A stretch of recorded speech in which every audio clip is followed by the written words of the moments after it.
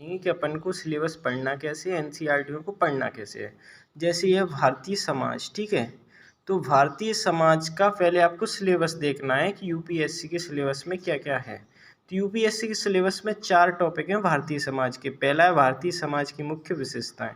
मैंने अब ब्रैकेट बना रखा है, क्यों? क्योंकि जब ये कंप्लीट हो जाएगा टॉपिक मैं इसमें राइट लगा दूंगा, ठीक है।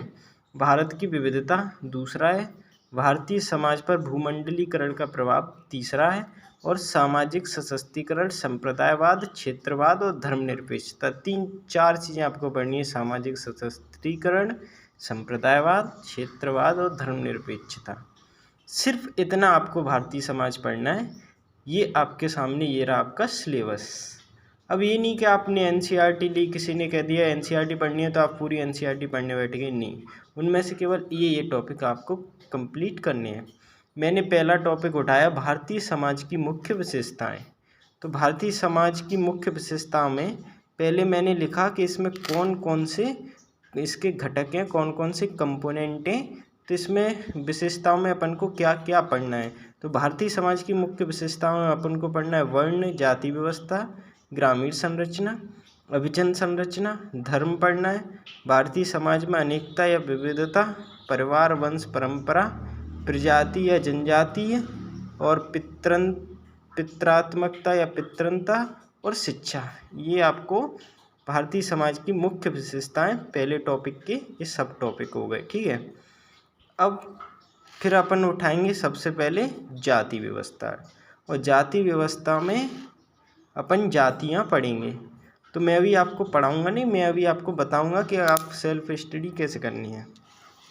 जैसे मैंने एनसीईआरटी मंगाई, तो इस एनसीईआरटी में क्या है कि कक्षा क्या समाज शास्त्र का परिचय, लेकिन अपन को समाज शास्त्र का परिचय तो पढ़ना ही नहीं है, तो अपन को ये एनसीईआरटी नहीं पढ़नी है, ठीक है। ऐसा नहीं कि सारी एनसीईआरटी मंगाई आपने पढ़ ली।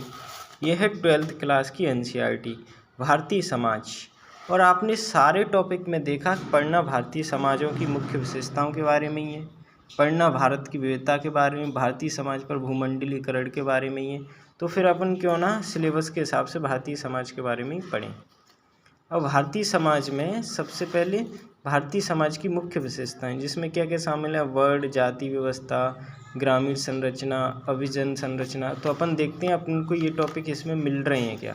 अगर अपन को ये टॉपिक इसमें मिलेंगे तभी अपन इसको पढ़ेंगे, अन्यथा नहीं पढ़ेंगे। ऐसे आपको हर सब्जेक्ट का सिलेबस लिखना है, और जो चीज़ अगर बुक में नहीं मिल रही है उसको इंटरनेट से कंप्लीट करो, उसके लिए शॉर्ट नोट्स बनाओ और सिलेबस को पूरा कंप्लीट करो। अब मैं यहाँ पे देखूँगा कि इसमें वो मिल रही है चीज़ें कि नहीं मिल रही हैं। जैसे मैं पढ़ ही रहा था, देखो इसमें मिल रहा है। जो सिलेबस में था जाति, मुख्य विशेषता में पहला था जाति, बिल्कुल जाति व्यवस्था इसमें पूरी दी है, मतलब मेरा एक टॉपिक यहाँ से कंप्लीट हो जाएगा, ठीक है। पूरा दिया है उपनिवेशवाद और जाति, ठीक है, जाति का समकालीन रूप, ठीक है। ये पूरी जाति व्यवस्था इसमें दी है। दूसरा आ गया जनजातीय समुदाय, दूसरा टॉपिक। मैं इसमें देखता हूँ मेरे सिलेबस में जनजातीय समुदाय है क्या। ये रहा दोस्तों, प्रजाति और जनजातीय समुदाय, मतलब मेरा एक टॉपिक यहाँ से फिर कंप्लीट हो जाएगा, जनजातीय समुदाय, ठीक है। दोस्तों आप ऐसे सेल्फ स्टडी कर सकते हो, ऐसा नहीं है कि आप दूसरों के भरोसे रहो, ऐसा कुछ नहीं है। फिर आ गया तीसरा टॉपिक परिवार और नातेदारी, ठीक है दोस्तों। तो परिवार और नातेदारी इसमें है क्या, ये रहा सिलेबस में है यूपीएससी के में, परिवार वंश परंपरा नातेदारी विवाह इसमें है। तो मेरा ये टॉपिक भी यहाँ से हो जाएगा, ठीक है। अब मेरे ये टॉपिक यहाँ से हो गए।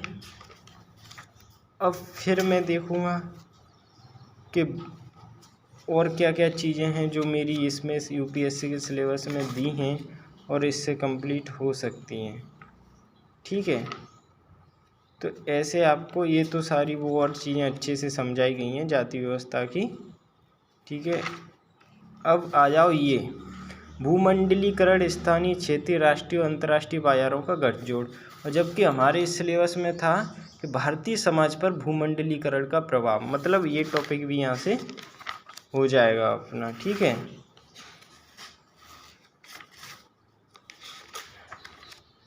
ये टॉपिक भी अपना यहाँ से हो रहा है।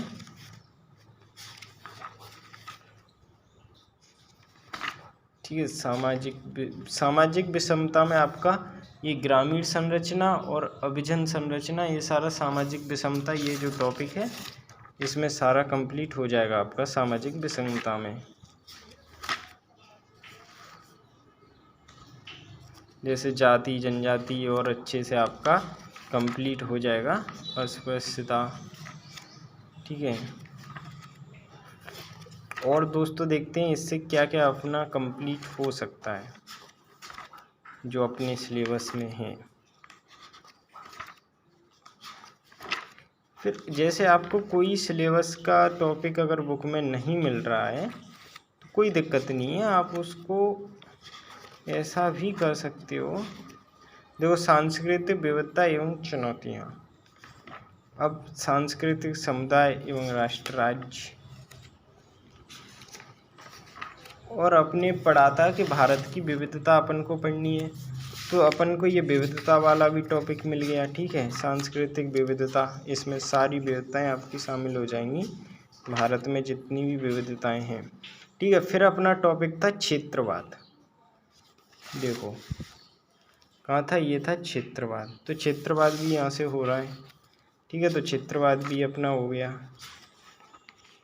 फिर राष्ट्र राज्य एवं धर्म से संबंधित मुद्दे, और अपन ने पढ़ा था धर्मनिरपेक्षता इसमें है, संप्रदायवाद है। तो ये चीज़ें यहाँ से अपनी कंप्लीट हो जाएंगी। देखो ये रहा सांप्रदायिकता, धर्मनिरपेक्षता एवं राष्ट्र राज्य। ठीक है, तो ये भी टॉपिक कंप्लीट अपने हो रहे हैं। कुल मिला के आपका सारा जो है भारतीय समाज सिर्फ इस बुक से कंप्लीट हो रहा है। भारतीय समाज कक्षा 12 के लिए समाजशास्त्र की पाठ्य पुस्तक, ये बुक आप देख लीजिए NCERT। इसमें सारा सिलेबस जो है, ये पूरा सिलेबस रहा, मैंने सारा सिलेबस आपके सामने मैंने बताया कैसे कैसे इससे कंप्लीट हो रहा है। तो आपको सिर्फ ये पढ़ना है, इसके शॉर्ट नोट्स बनाना है, और आपको कहीं भटकना नहीं है फालतू। और ये भी नहीं पढ़ना है आपको, ये भी नहीं पढ़ना है फालतू, टाइम ख़राब नहीं करना। काफ़ी टफ बुक है, और टफ नहीं है तो टाइम तो बर्बाद होना ही है आपका। तो फिर आप ये मत पढ़ो, सिर्फ ये पढ़ो। इस यहाँ से आपका भारतीय समाज पूरा कंप्लीट हो रहा है। थैंक यू दोस्तों। और जो टॉपिक नहीं हो गूगल से कर लो, यूट्यूब से समझ लो। ठीक है, और शॉर्ट नोट्स बना लो। जब मेंस देने जाओ क्विक रिवीजन करो, ख़त्म।